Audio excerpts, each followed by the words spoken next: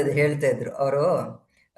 ಸ್ವಲ್ಪ ಅದೇ ಹೊಸ ವಾಟ್ಸಪ್ ಇದು ಸಾರಿ ಇದನ್ನು ಗ್ರೂಪ್ದು ಏನೋ ಕಳಿಸ್ಬೇಕಂತೆ ಹೊಸ ಲಿಂಕ್ ಅನ್ನ. ಸರ್ ಮೊನ್ನೆ ಇದ್ದಕ್ಕಿದ್ದಂಗೆ ನೆಟ್ವರ್ಕ್ ಇಶ್ಯೂ ಆಗೋಯ್ತು. ಓಕೆ. ಅದಕ್ಕೇನೆ ಜಾಯಿನ್ ಆಗಕ್ಕೆ ಕಷ್ಟ ಆಯ್ತು. ಓಕೆ ಓಕೆ ಓಕೆ ಗೊತ್ತಾಯ್ತು.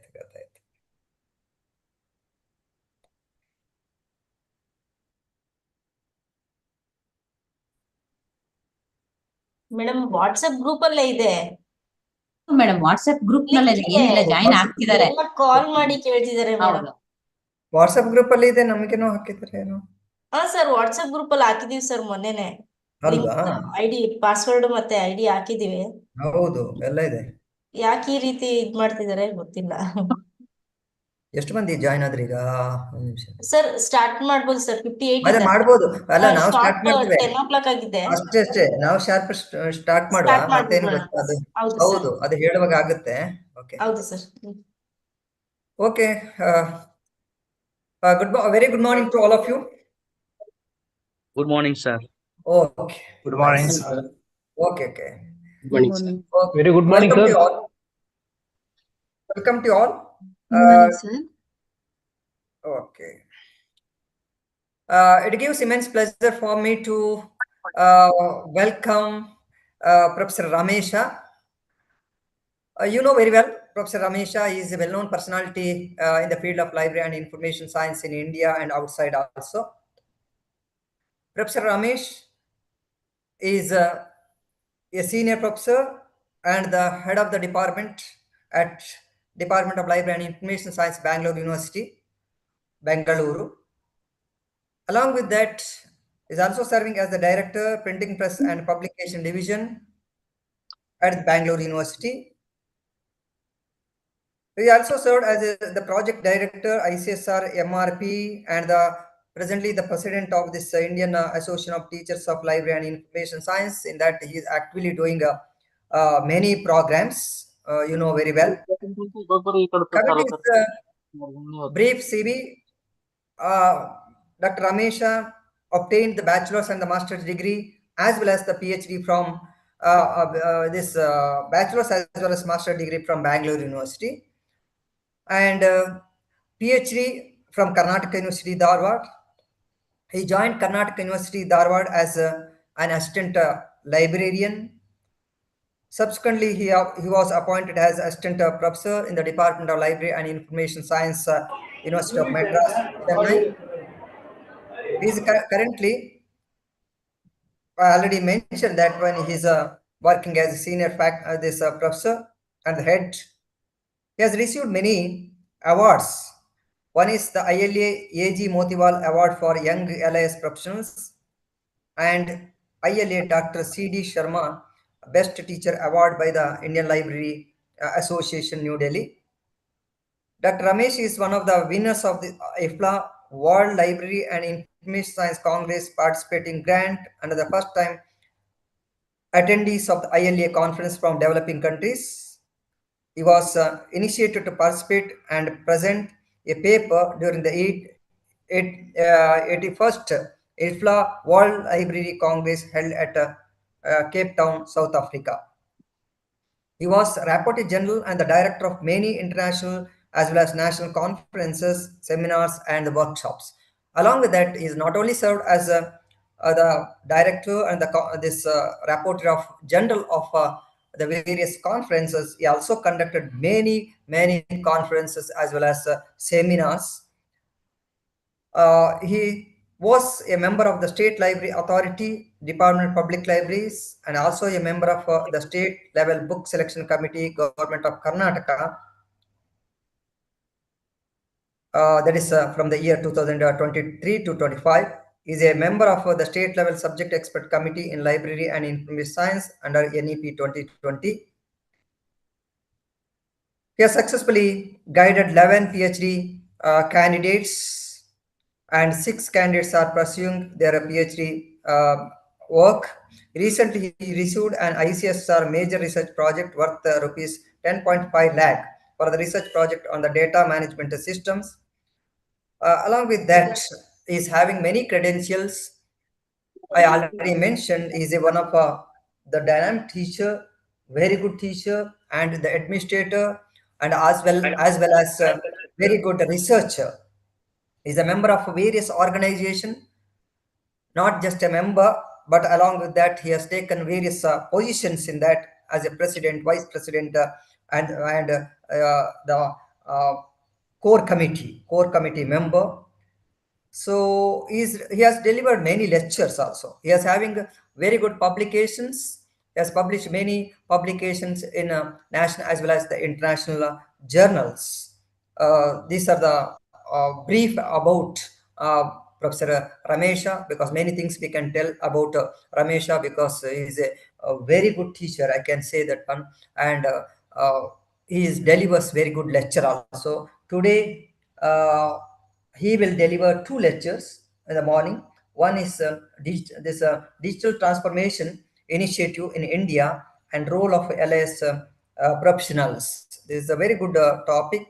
And second one is open educational resources to enhance quality of teaching as well as learning. Both topics are very good topics.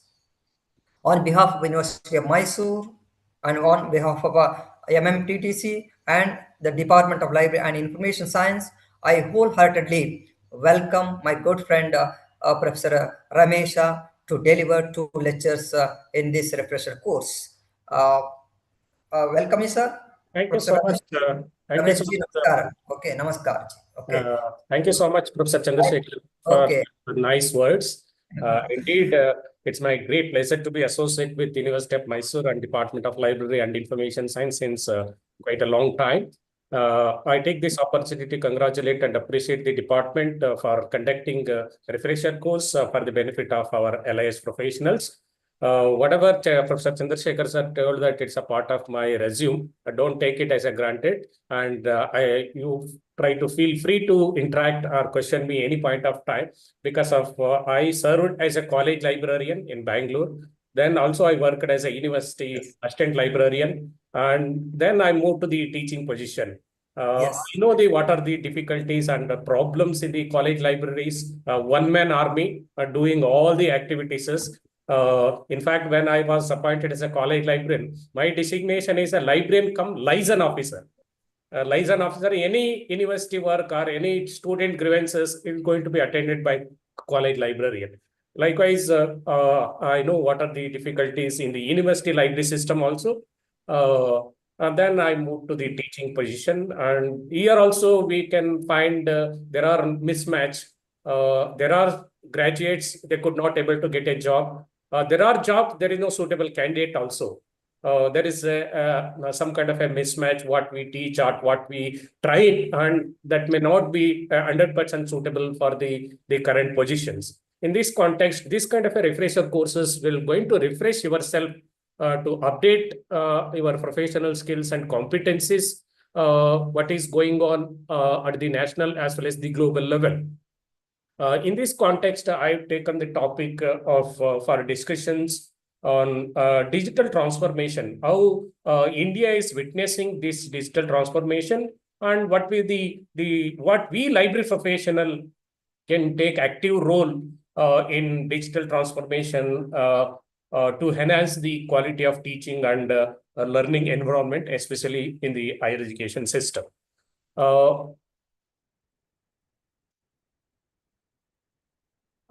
My slides are moving, I believe. Okay, thank you. Then Moving, sir, moving.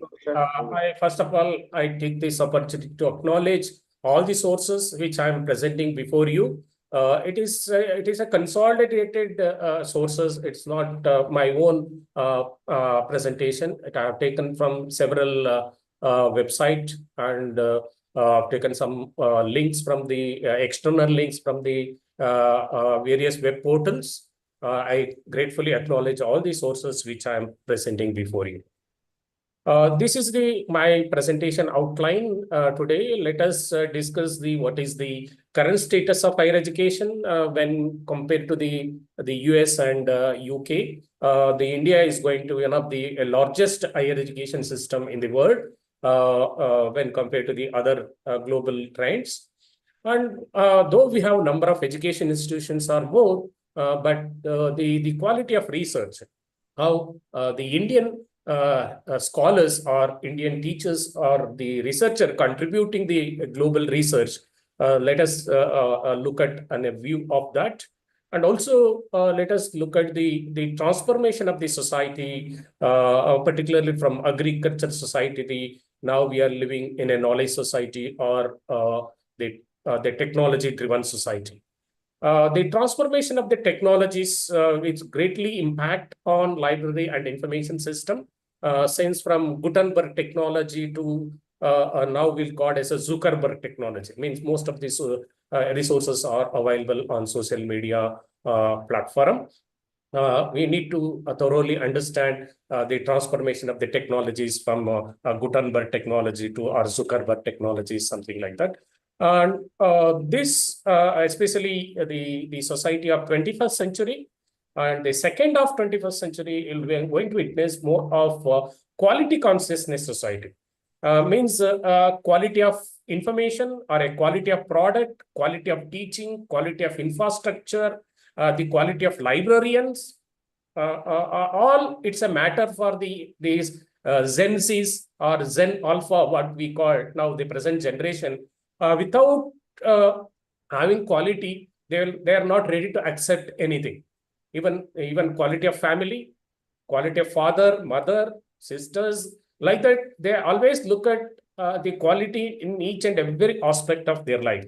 Therefore, we library professional, we need to identify some kind of a high quality resources, high quality information, which is helpful for their learning and education programs. And how this information and communication technology having positive impact on higher education, I'll try to demonstrate. I'll give you some examples how these ICT tools can be used in day-to-day activities in the library and information system. And of course, having the second half, I'm going to touch upon what are the open education resources which are widely available on the online platform. We can make use of these open education resources to supplement the classroom teaching in our colleges and the university system. With this background, let me set the context. As I told that we have bypassed from hunting society, then we have moved to the agriculture-based society, now agriculture society to industrial society, and industrial society to information society, and now we are living the knowledge society. And this society is the present and future we can consider as like a smart cities, smart people, smart industries, and smart citizens, smart libraries. That is my intention. We wanted to bring more smart libraries to support the smart people or smart citizens. And the society, along with the society, we can see that the first we started with the light industry, having steam engine, textile machines, that industrial. Then second industrial revolution, it is electricity, petroleum, motors, and all that. And then third revolution, which has started with the automation. More of information-based industries came into picture. The information-based industries like Infosys or IBM or Wipro, Honeywell, Mindtree, like this, these are information-based industries. And there started information economy or knowledge economy, where the information and knowledge is playing a vital role, information-based industries. Now we are having the digital transformation, then AI integration, Internet of Things, blockchain technology, virtual reality, augmented reality, like that will having lot of digital transformation which is taking place. Whether we like it or not, the technologies are definitely having the impact or influencing and each and every walks of human life. I can say there is no untouched areas as far as the technological impact is concerned. Therefore, as we library professional, we have to embrace these technologies and try to adopt these technologies for the sake of sustainable development, we have to sustainable development, and it should be having human-centric. The more point is that the human-centric or user-centric basic technologies we need to adapt in our day-to-day activities in the library system. There is a strong relation between the digital transformation which is happening in India. Some of the statistics which I have taken from Economic Forum, how this digital transformation is greatly contributing for the our GDP. I can say 11.7% of these digital technologies or digital influencing is taking place as far as the GDP is concerned. By 2030, it has been projected more than 20% of our economy is coming from digital technologies or startups, whatever you call. Because of, we can see that the low cost of data and widespread smartphone penetrations, and the growth of some kind of a government also giving some kind of a helping hand for the new industries, new startups. These are some of the some kind of a dynamic fintech ecosystem is happening in our country, and it's a positive sign that India is developing very fast and by adapting digital transformation. And how this digital transformation having the impact on education system, particularly higher education system, that we call the education 5.0 we are living.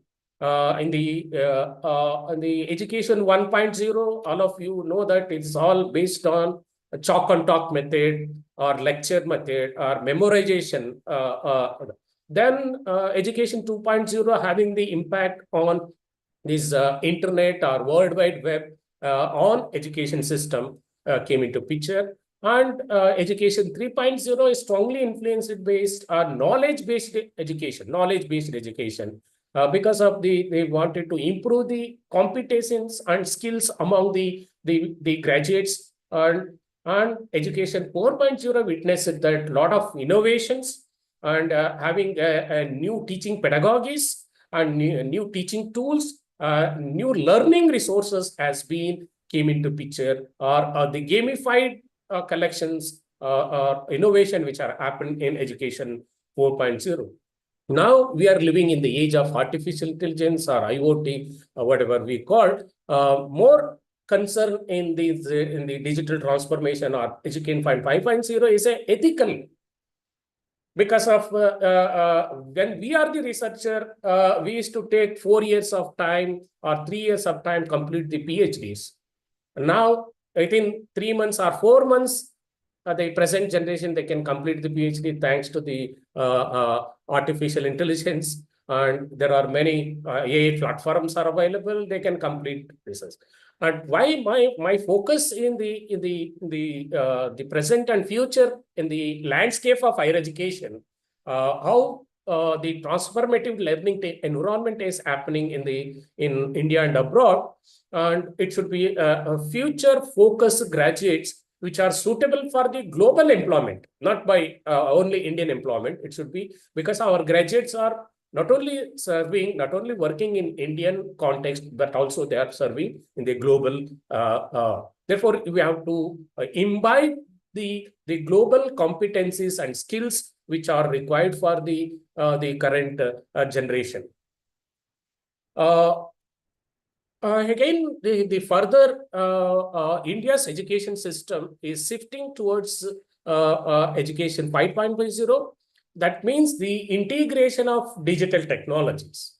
The integration of digital technology not only in the curriculum but also in the day-to-day in their courses. Most of the courses like physics earlier they're talking about, now the technology-based physics. The chemistry, they're adding more of biotechnology or microbiology. They are together, they will come out with some kind of a chemistry with pharmaceutical chemistry. Likewise, the graduates, they expect more of integration of artificial intelligence in digital platform and focus on personalized learning. even many graduates, even without attending the classes, without listening any lectures, they can read, they can understand, and they can write exam. They will going to qualify. There is no doubt in that, because of the open education resources are available on the online platform. And what type of graduates we need to create? In addition to classroom teaching, we also have to teach that global citizen skills, building awareness about wider the sustainability and social responsibility among our graduates. Then what is the role of teachers and what is the role of library professional? And each and every graduates, and make sure that they should have some kind of a innovation and critical skills we wanted to imbibe.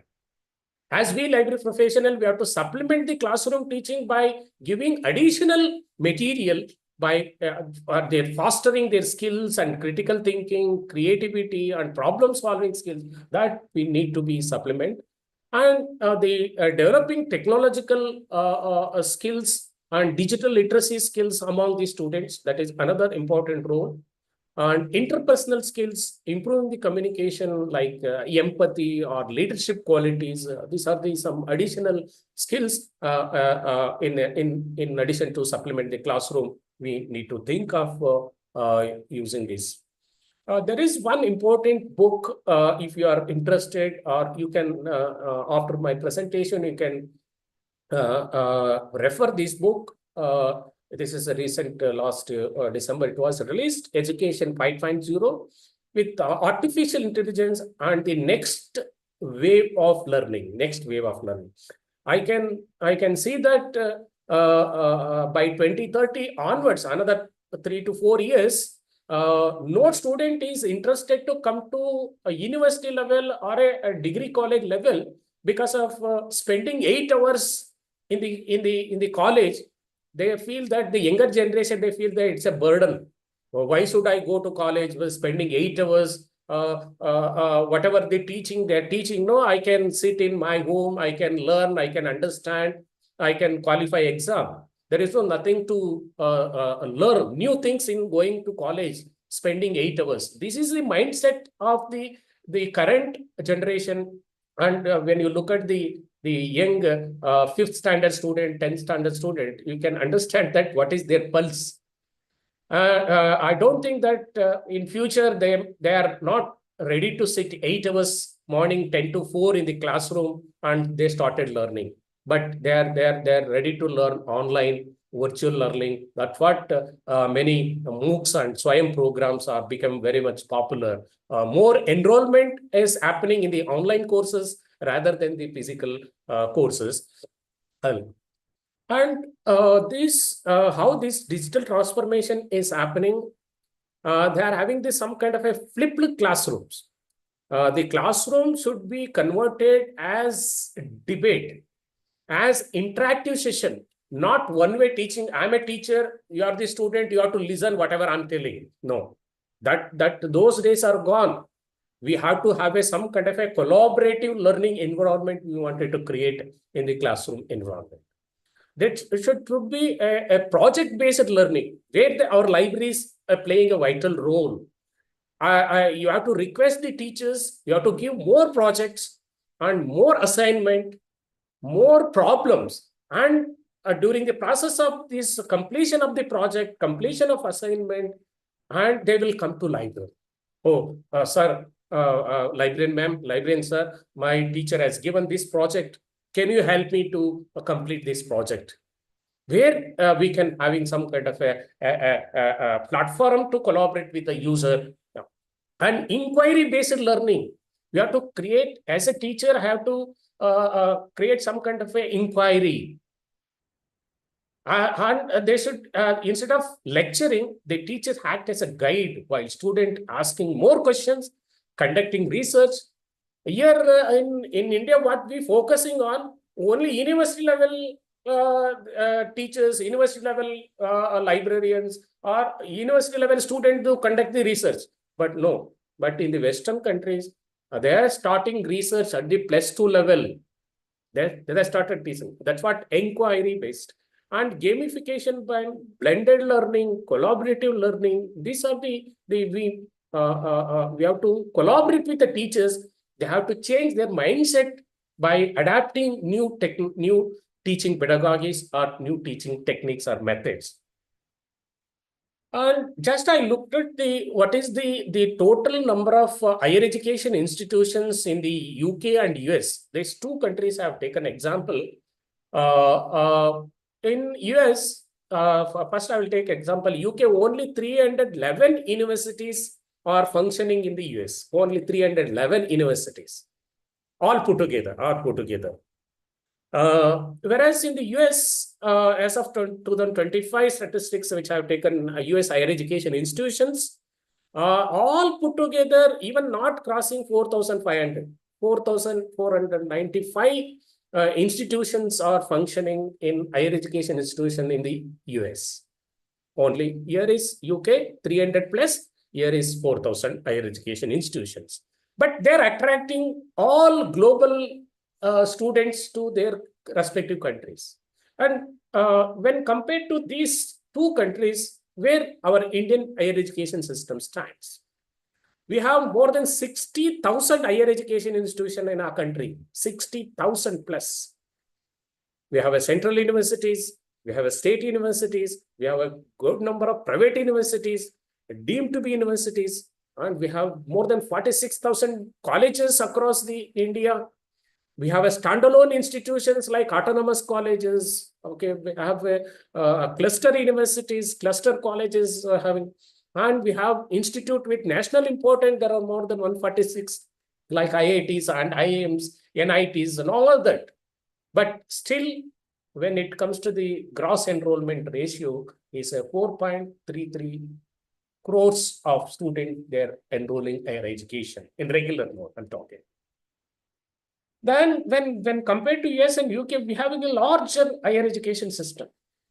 But when we go for the global ranking, just I've taken 2026 recent last week statistics. Top 100 colleges, top 100 universities in the global world. Oxford University stands first. Princeton University.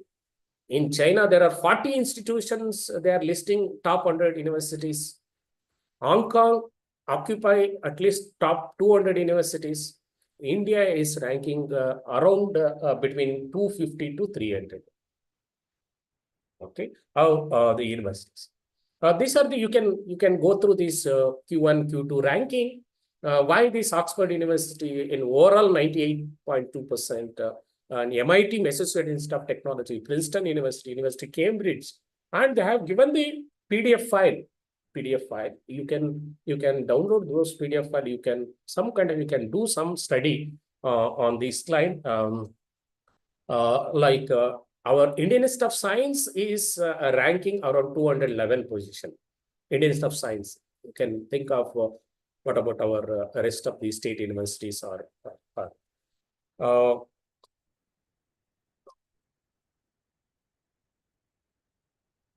One side, we have a global ranking system. And let us look at global ranking system and Indian ranking system, NIRF. Many of you know that you are part of your college, your university is a part of NIRF ranking. 2025 statistics, if you take overall the performance of universities, colleges, research institutions, engineering colleges, top-level engineering colleges, top-level management institution, top-level pharmacy colleges, top-level medical law colleges. Likewise, we'll find a lot of different types of institution, different types of ranking. I will take only two examples where our Indian university stands, where our Indian colleges stands. Top 100, I'm talking. And you can go by a domain-specific ranking, which is the best animal science university, which is the best agriculture university, which is the best in plant science, which university is doing very good science in soil sciences, or economics, or political science, subject-specific also. They have done very good ranking system, domain-specific ranking system also adapted. Again, if you look at top 100 universities. Of course, IAC, JNU, Manipal Academy of Higher Education, Jamia Millia, University of Delhi, Banaras. These are the universities having top 100 universities.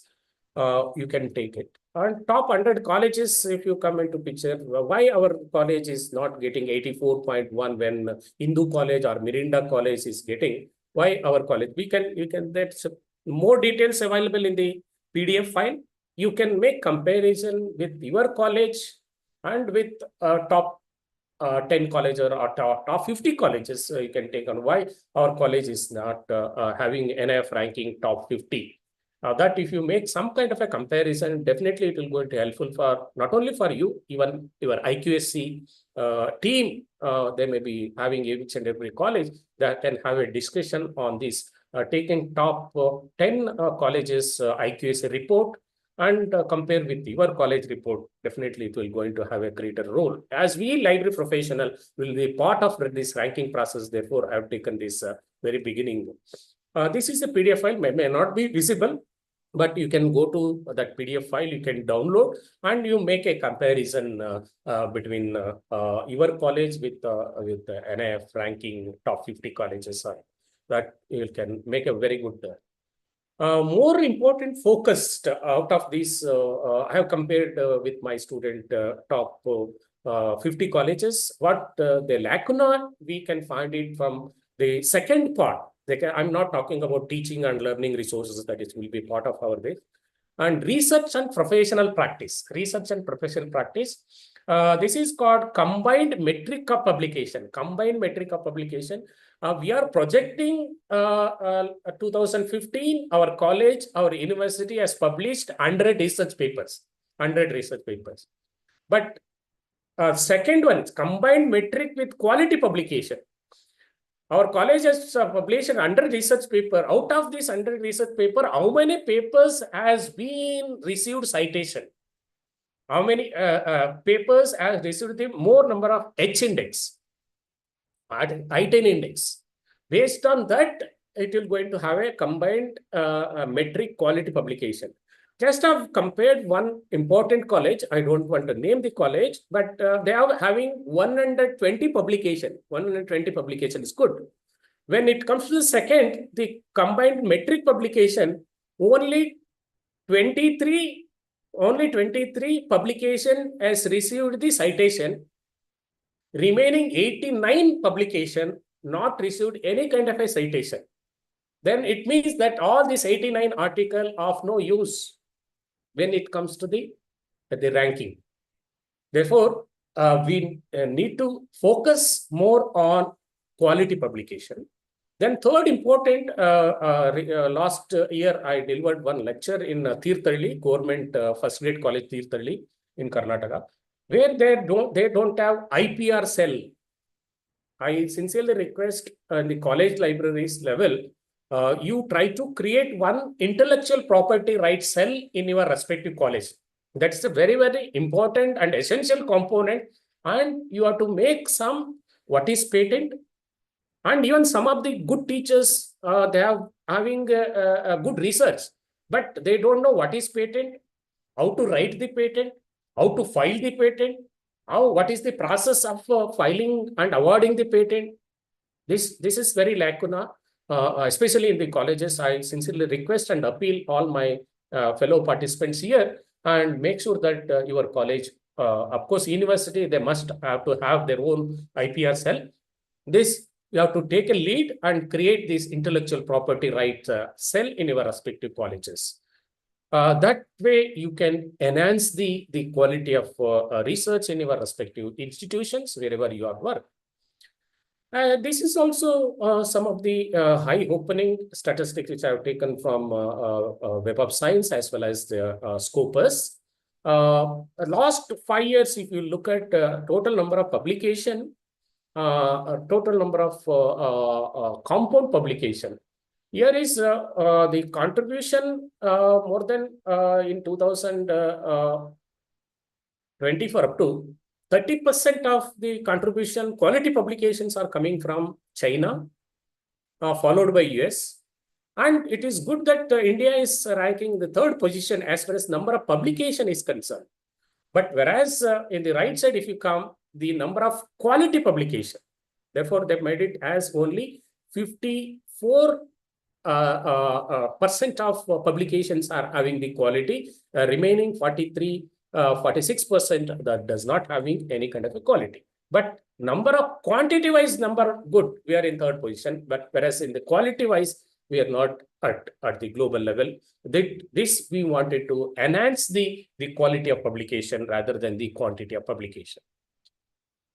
For this, we need to create an atmosphere in our institutions.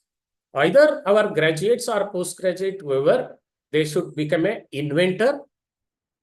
Means they inventing new ideas, new theories, okay, new products, new services, or there should be innovation to adding idea to the existing knowledge and improve upon the existing product and existing system, existing services. Likewise, either our graduates, means our stakeholders, or our teaching fraternity, they should become an innovator or they become an inventor. If you're having these two atmosphere in your respective institution, definitely you'll having your image of college will going to be increased. There are three types of intelligence. I'm talking about user point of view. We have to understand thoroughly our users, whether they are having some kind of a users, especially younger generation, analytical intelligence. They are having analytical intelligence. They always contribute for academic achievement. Analytical intelligence people, students are available, our teachers are available. And creative intelligence, this is another stream of users, creative intelligence. Then practical, or they are having a successful intelligence. Some people, they will talk, they will not execute. People will talk, they will not write. You can see that the two categories of teachers, two categories of researchers. They are good in speaking, they're good in communication, but they are not good in writing. Technical writing, creative writing, scientific writing, that we need to identify and supplement through our library resources. You match with our resources with artificial intelligence user or analytical intelligence user, creative intelligence user, and successful intelligence users to identify and support our learning material or research material to those users. This the second half, I don't know any one of you have referred this report, India Skill Report. Every year, this report is published by VBox in collaboration with AIU, Association of Indian Universities, AICTE, and Google, and CII, Confederation of Industries in India.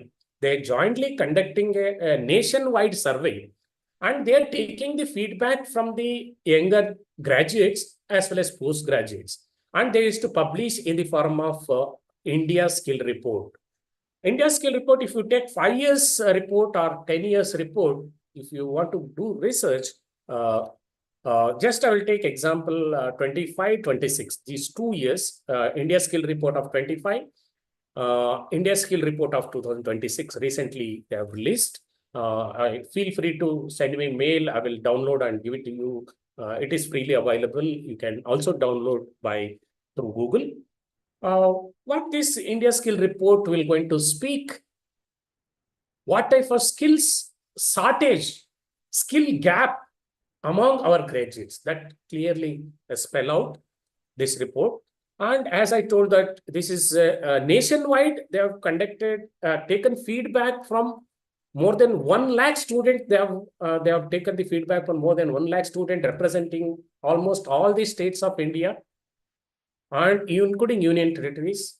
And based on the feedback from the outgoing student, outgoing means UG third year student and PG second year student and the researcher, all put together, both universities engineering college, medical college, all streams they have taken from undergraduate to postgraduate level.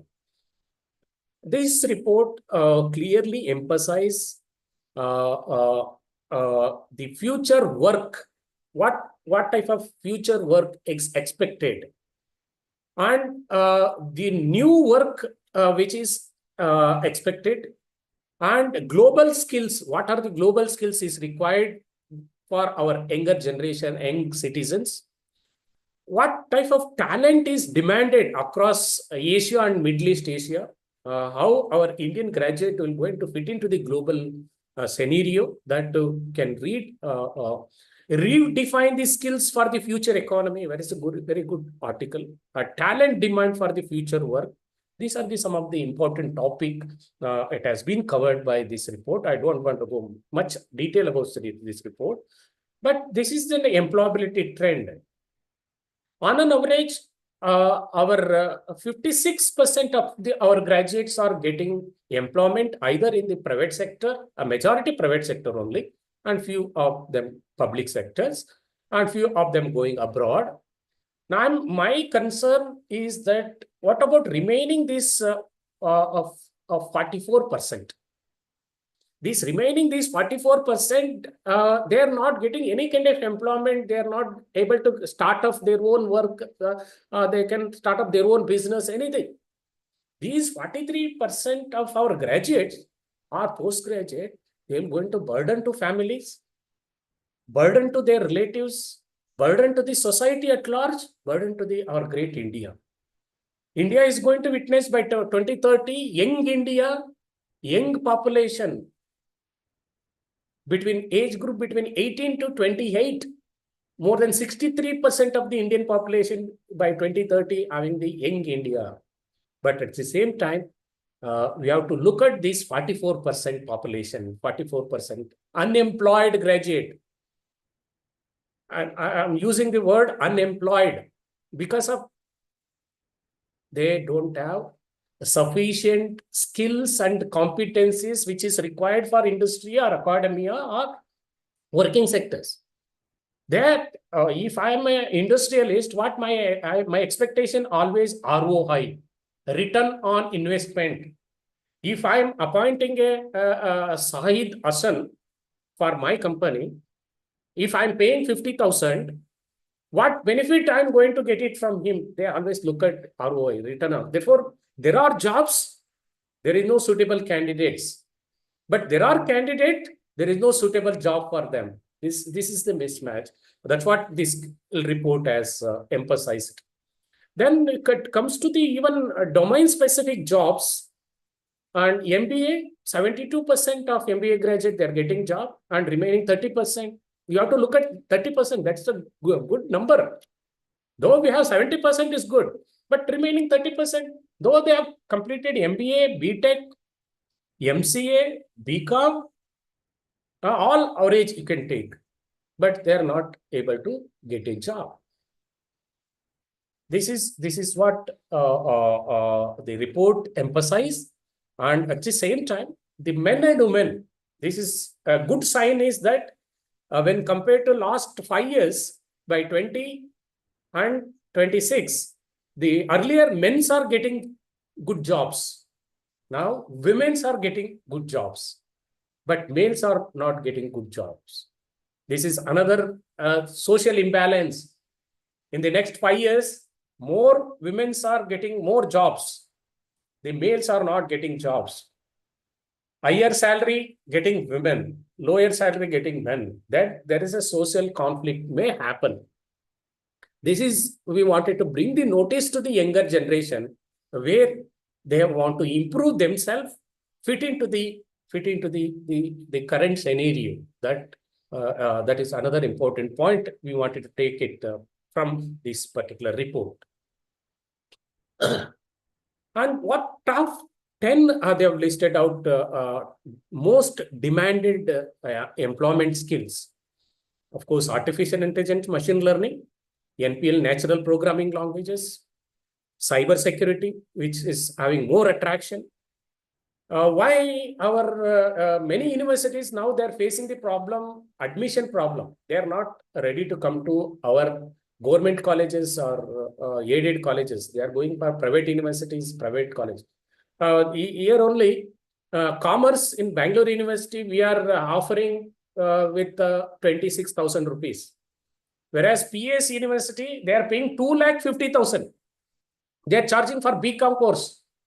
Our parents are ready to spend 2,60,000 and admitting BCom course in PS University. I interacted with PS University library. They said that this is a trend, sir. But what about in degree colleges? Less fees. We are charging less fees, but they are not coming. Maybe these kind of courses we need to introduce in our government colleges or government universities. Cloud computing, software developments with the Python and other latest ROS, robotic operating, ROS 1, ROS 2, some kind of data analytics, fintech, blockchain courses, sustainable developments with the renewable energy, climate risk, green building, healthcare sectors, they're expecting more employment.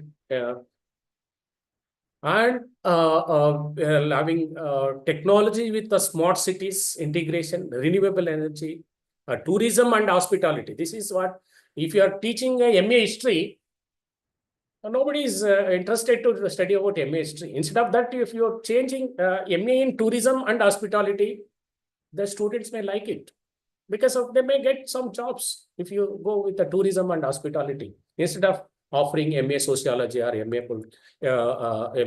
other subject. Likewise, these are the things. Hopefully, this report will going to certainly helpful.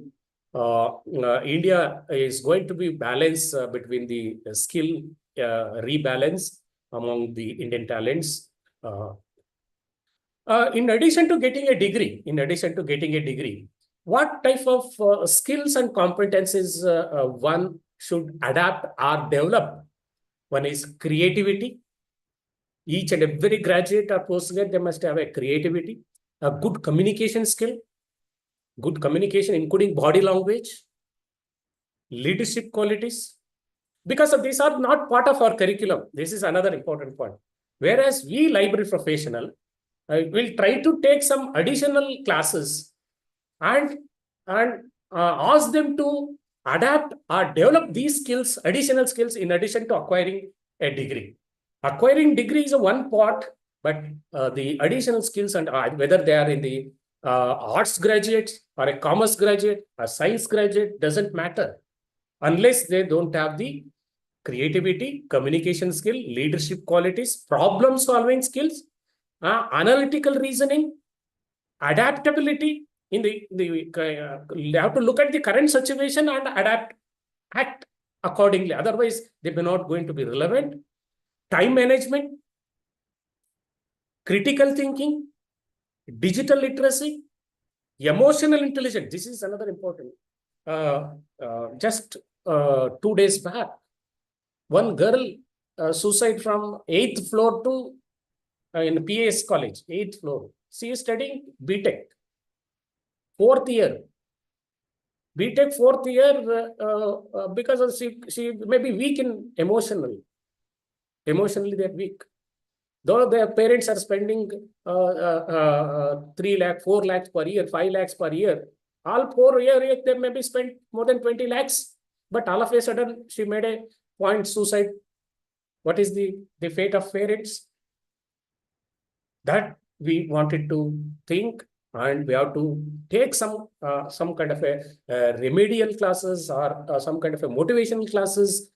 Because of teachers, always they concentrate, complete their syllabus, complete their responsibility. But this teamwork, data analysis, interpersonal skills, leadership quality, these are the skills they are identified along with their good degrees. Finally, they have given conclusion is that many vice chancellors, many experts, they've given the feedback. India Skill Report is a strategic asset for curriculum planning. When you are planning your curriculum, when you are planning your syllabus, you need to adapt these expected skills, expected competencies, and take it from here. This year focusing on AI supplemented workforce. There's a global employability. What type of global employability is there? And these are the feedback. It's a positive feedback. Hopefully, you will going to refer this report and share with your colleagues, share with your teachers, fellow friends while designing curriculum. These are the digital technology transformation which is happening now and also the future.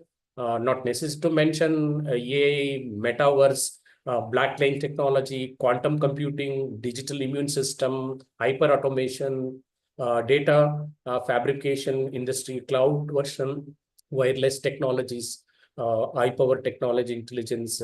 Now we are talking about AI and all that. I think another 3 years, it may be going to replace it with synthetic intelligence. Artificial intelligence, it may be supplemented or replaced with the synthetic intelligence. Synthetic intelligence more than 10 or 100 times better than the artificial intelligence. And these are the changing dimension of digital technologies, and it's having impact on our library ecosystem, library housekeeping operations. Barcode technology, still many of us we are using. Of course, remote access technology, R3 access. Many libraries, they are moving towards remote access anytime, anywhere. Access networking technologies, repository technologies, startup technologies, or Web 2.0, 3.0, 4.0, 5.0 technologies is emerging. Web technology, transmission technology, software technology, hardware technology, printing technology, 3D printing technology, storage technologies, is cloud computing, on mobile technology. Recently, one of my research scholar and myself, we have published a very good research paper, effective use of mobile and web technologies for dissemination of information. We have research and education technologies, publishing technology, e-publishing, and assistive technologies for person with disabilities, IoT, Internet of Things, artificial intelligence, that is not necessary, augmented reality and virtual reality. These are the broader view of the technological dimension or technological revolution which having the impact on that. And beginning, I mentioned that the latest education technologies. As we library professional, we have to act like a technological gatekeepers. We have to act as a technological gatekeepers. What technology is coming, we need to see and try to learn and adapt and implement it. For more of, we have to develop e-learning platform in our colleges. We have to start small video classroom. One of my good friend is working in government first aid college, northern part of Karnataka. As a part of library, he has developed the digital studio. Digital studio, he has very small. He has invested his own money of 20 to 30,000. When I'm conducting interview for grade pay from 8 to 9 in the collegiate education, he has explained our the college education commissioner and director. They are very much appreciated his idea of developing a video-based learning program. And we have augmented reality and virtual. Now technology, cost of the technology has reduced very drastically. One can offer digital online assignments. We can see that gamified learning, learn the maths using technology, learning outside the classroom environment. There are opportunities with growing lot. Velocity of data, large quantity of data, the big data, learning analytics, and AI-enabled education is these are the transformative technology. This is I request all of you. You can have a there is a website called Kid Varsity Knowledge Olympiad they are conducting.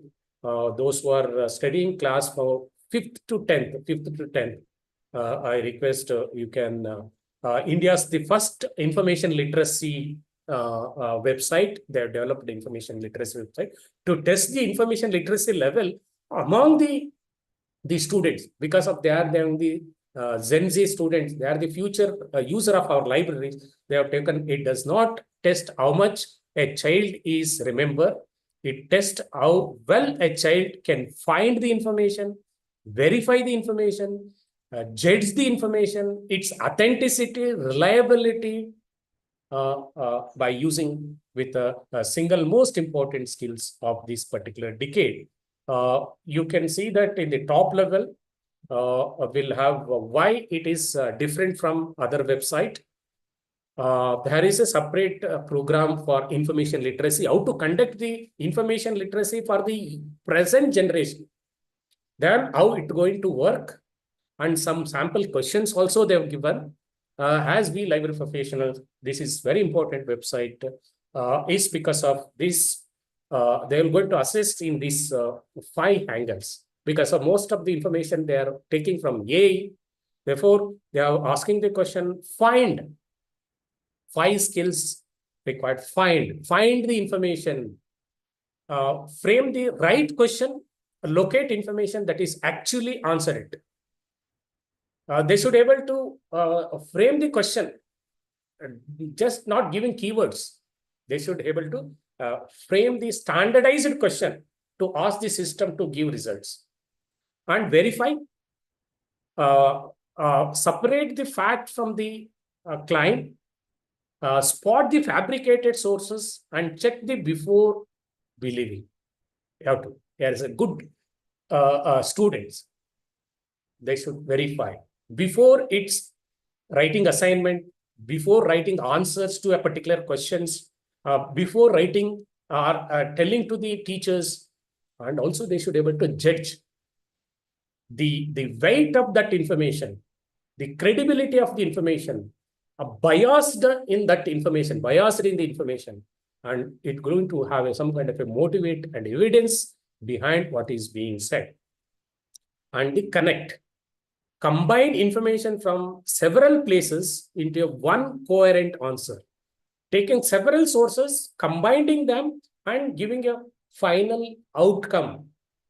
And also they should be able to apply for their work, apply for their exam, apply for their understanding, apply for their learning. Okay, these are the 5 important point they have raised in that particular website. I will take one question which they have given in the model question. A message forwarded in a family group, in a WhatsApp group, you can assume. What that? The scientists have confirmed that drinking hot water every morning curbs all types of fever. And it has been forwarded to 10 people. What is the strongest reason to doubt about this message? This WhatsApp message. It is written in a group chart rather than in a newspaper. Some group they have given, they have taken as. It names no scientist said, scientists confirmed that drinking hot water every morning cures all types of fever. No study, no place where the claim was published. Hot water test unpleasant in summer. It asks people to forward it. Can you take which is the right answer? Can you name what is the right answer for this question? The option B. Yeah. Okay, what is the reason? What will the reason? Okay. They have given The authenticity of the source. yeah. There was no source, sir. Yeah, exactly, Selvaraj, exactly. it names no scientist, no study, no place where it is claimed was published. They have clearly. And the reasoning is the request to forward is a warning sign, but the decision problem is that of the claim has no traceable source. The claim you cannot follow or forward or backward with the original study cannot be checked. Okay, this is the reason they have given. Likewise, they have identified a lot of questions. When you are conducting information literacy program or digital literacy program, you take these kind of questions. Hopefully, the younger generation, they may like it, these kind of questions to be answered. Okay. Anyway, just let me come to the point which I wanted to focus. The digital transformation is happening in India in many ways and means. One is India is transforming its higher education ecosystem through digital technologies by introducing online learning platforms like Swayam and MOOCs and other things. And these digital initiatives help to improve the quality of teaching and accessibility of quality of information. And finally, the ultimate goal is inclusiveness of in education. Means all stakeholders should be having inclusiveness. That is the technology if you are using. Of course, NEP promotes technology-based learning and digital education. The platform like Swayam, NDLI, Diksha provide access to quality of learning resources, including EPG Pathshala and e-Gnana course. These initiatives support online courses, digital libraries, and virtual learning environment. And it strongly helped to the digital divide, both urban and rural. As long as the accessibility of technology accessibility is available, we can bridge the gap between the rural and urban. Earlier, only urban students are getting more technology-based resources. Now, even rural students also, they can access NDLI, they can access Diksha and the other platform. Digital education also promotes skill development in addition to supplement the classroom teaching and innovation and lifelong learning. One such example how digital transformation is happening, digital public infrastructure,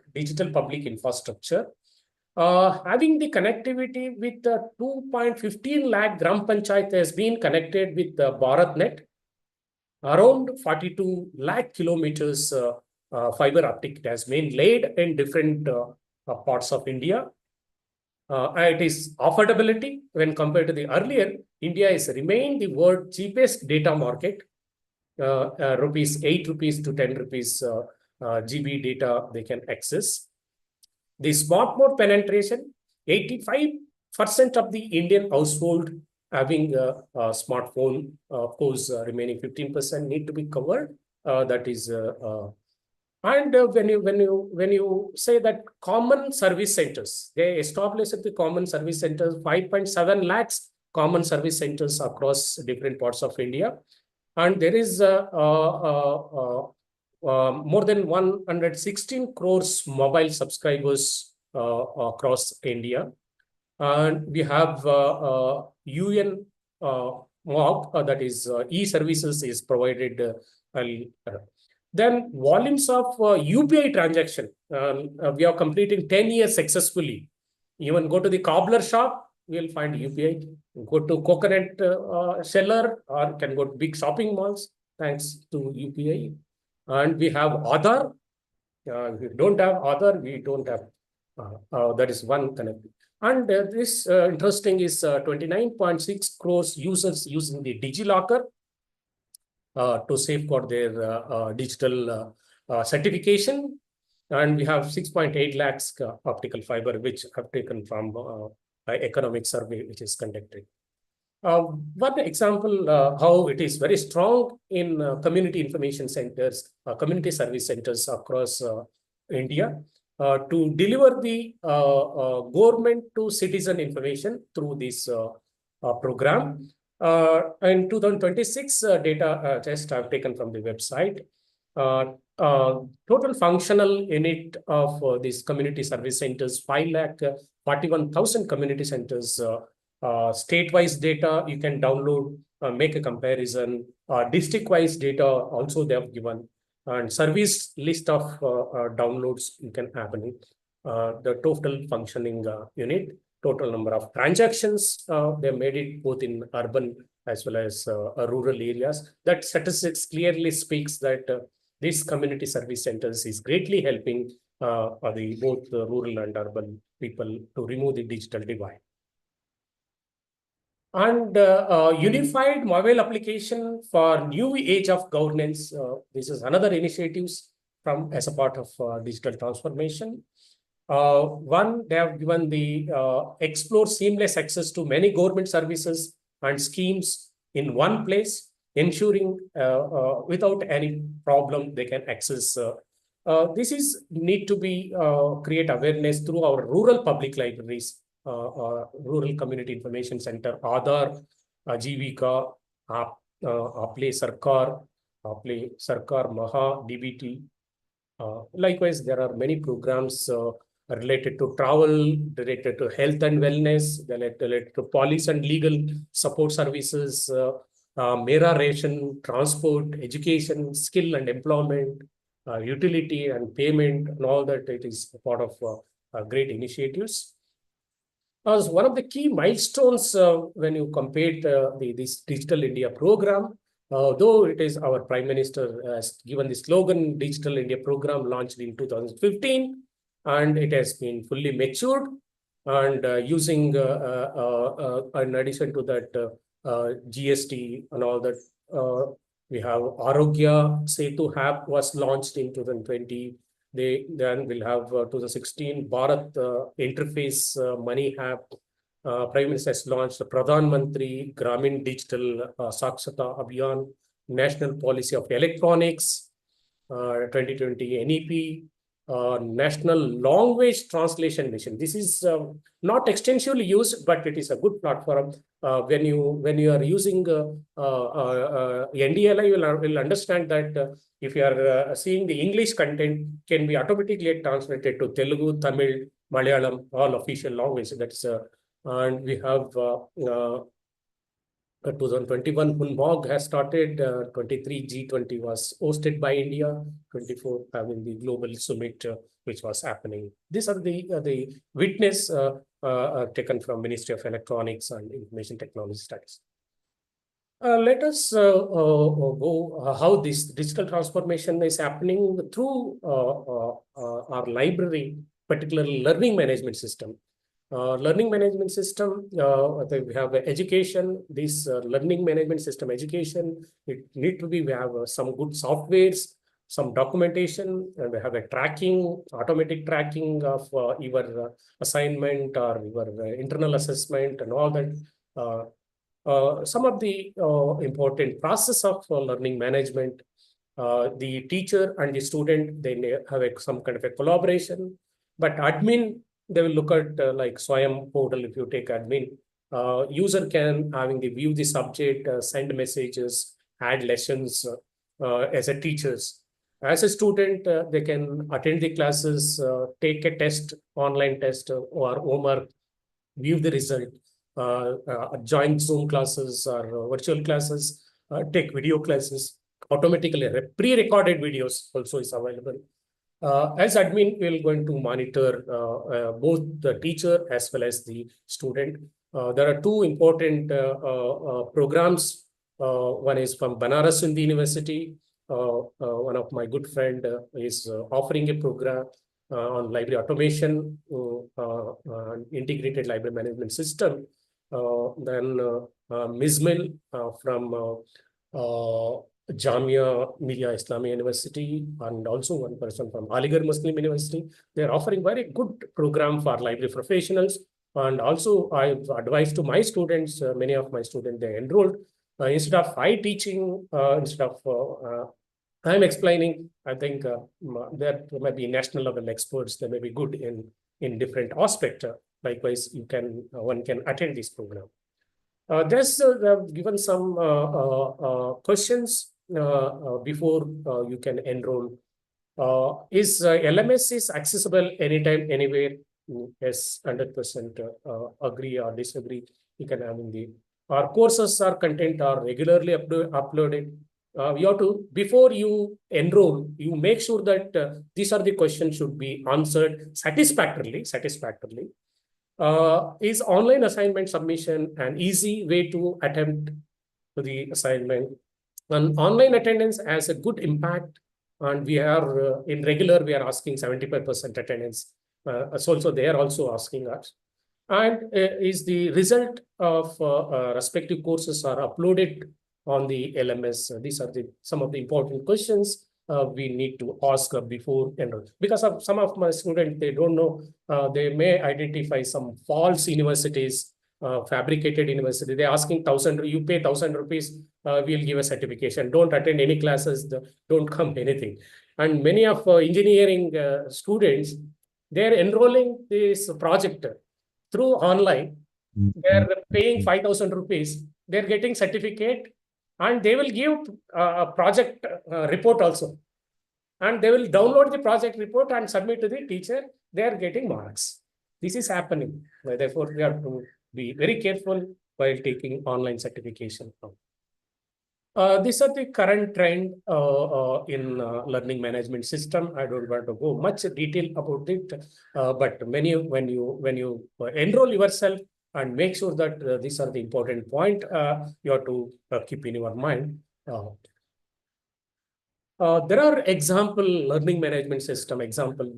We can use it in our day-to-day life. Canvas is a top level K-12 and higher education institutions. The featuring is that it is a Google Workplace has been integrated and highly stable and grading and have a good communication tool. It's a Moodle, of course, many of you are already quite familiar. It's a leading open source platform, widely used by school to the university level worldwide, because it strongly virtual classrooms. Totally, it has been controlled. And as a Blackboard Learn, it's ideal for larger institutions like Bishop Pepper College and like Bangalore University, because it's having a robust governance and accessibility features is very good, and having enterprise level administration fully controlled in this platform. This isn't just, there will be two versions in Wise. Canvas, one is a free version also is available, paid version also is available. Because of having the more than 4,000 active customers worldwide, more than 3 million of users enrolled, and they have more than 50 plus awards they received by these companies. And these are the current the courses which they have started using. They have their own case studies. They used to conduct a lot of webinars. They are integrated with ebooks. Each course is integrated ebooks, and the infographics also. One good is that the future of AI in corporate learning 2026 and behind. My daughter, she is working in TCS, AIL ML. Says I asked her to enroll. This course is, she felt it's a very good course. This is LMS comparison, but these are the current course. Of course, Moodle need not necessary to explain anything. It is 100% free platform. You can find a lot of media supported learning materials. Okay. A lot of notes has been supplemented with solutions, with the case studies, not only in worldwide it has been covered. And this having just more than 55 lakhs of courses successfully executed by Moodle. You can imagine having more than 1,47,000 sites. The global coverage, more than 232 countries make using of these Moodle communities, a one-stop solution to access all types of online learning. Of course, in India, it is good that more than 3,600 institutions and individuals, they enrolled registered in the Moodle site. Among the Asia, India is a top level in it.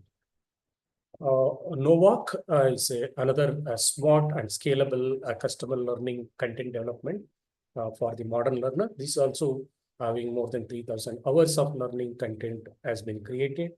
More than 2 lakh learners on 200 happy customers. This is a blackboard which I mentioned. There are a lot of volunteers. They are focusing independent company. But it's a good service providers. Learn words, these are learn words, the only teachable alternative. It's a trial version is free. Once you are happy, you can go for it. Otherwise, you can. There is what is the learner centric, what is the teacher centric. Both you can learn. With this background, we have a lot of advanced technologies as I mentioned at the very beginning. The ICT is the broad information. I'm going to say the broader perspective. We can having a lot of online studios are available and online digital learning platform, virtual learning platform, e-learning platform, which has been using. All these digital platform or digital learning initiatives have been potential for revolutionizing higher education in our country. Digital India revolution is to be further taken driving force. We library professionals, we teachers, we students have to have an active partner in the global development. This ICT use in India, we started from EduSat from 1972.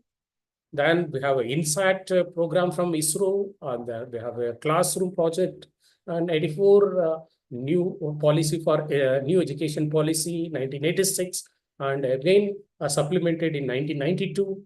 And we have a EduSat program, revised ICT at school level, both Kendriya Vidyalaya and Navodaya Vidyalayas and CBSE and ICSE. 2020 NEP and Niti Ayog has introduced a Prime Minister e-Vidya program, NADAR program, which I'm going to give a little detail. Nitisha guidelines for developing the content for the content developer, particularly for teachers and the institutions. Samagra Shiksha Abhiyana, cyber safety and cyber security guidelines has been issued, and 2017 yes, Swayam and MOOCs. This is another important is there is a dedicated DTH channel. It has been less viewed by our graduate students. We library profession need to promote this DTH channel instead of using a Pogo channel and other cartoon channels or gaming channels. That let them make use of this. 2015 Digital India program as a part of that EPG Pathashala. It is widely used, and 2013 likewise. Each year having their milestone as far as digital transformation is concerned. There's a educational technology and ICT. Before you can go for, they have given some recommendation for online or digital education. Before you introduce online digital education, and make sure that you have to have some kind of a pilot study should be conducted at the institutional level, and make sure that we need to have a lot of digital infrastructure. We have a good digital studio for recording and re-recording, online teaching platforms and tools selection, because I have given many tools are available. Which one is suitable to your institution? That is another important point. Addressing the digital divide. This again, whether all the students, all the stakeholders having the digital technologies in their hands, that also have to.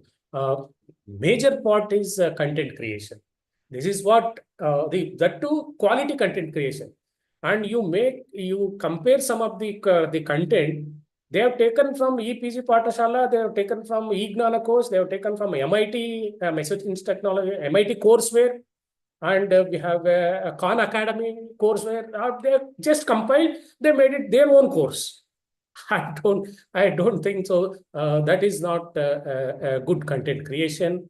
The repositories, they maintain the repositories, archives, and assessment and examination system. Also, they have to look into that. Building digital competencies among the stakeholders, using good content pedagogy and teaching integration. Blended model of learning about, for example, I liked it, diploma in digital librarianship from Tata Institute of Social Sciences, Mumbai.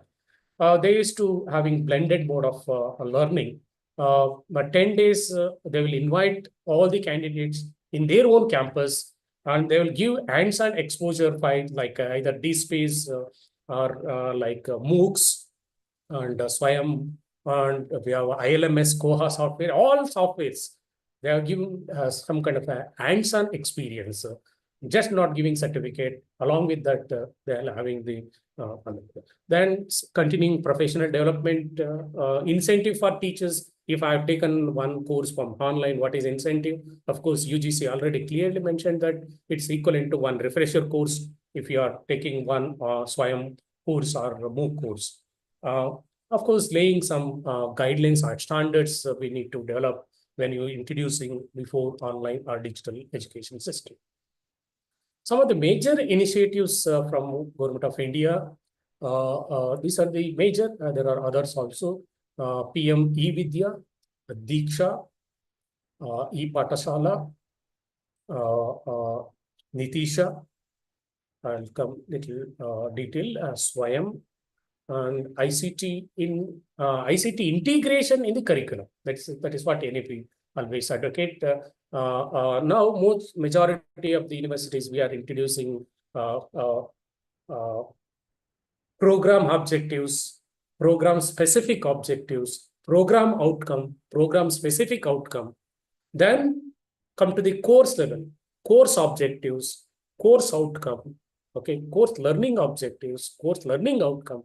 Then to adding references, both print references, electronic references, online references.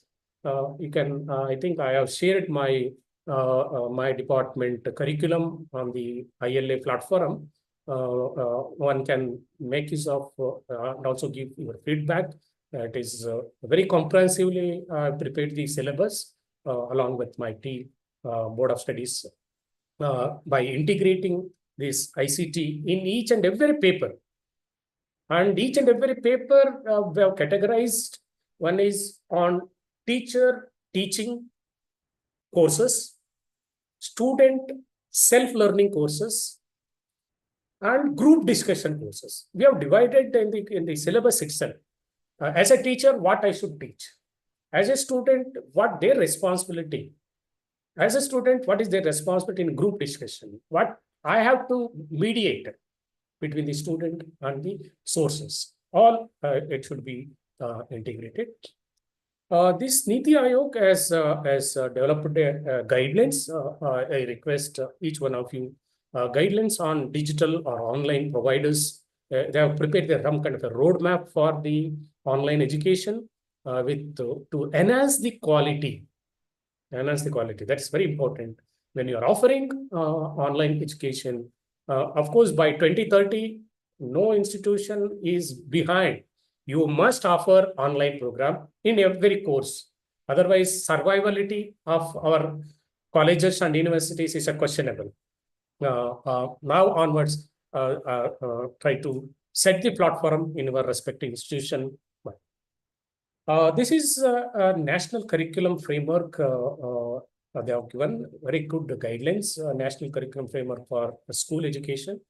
2023 implemented many of some of the ICT tools may not be useful. All the tools, some of them are majorly useful.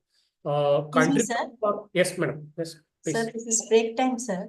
Okay. I'll let us take. Already 11:30, 11:25, sir. Okay, 11:25. Still 5 minutes is there, no? No, sir. 11:15. Oh, then we'll join 11:45. No issue. Ah, Okay. okay, sir. Okay. Thank you. Thank you. Thank you, sir. Thank you.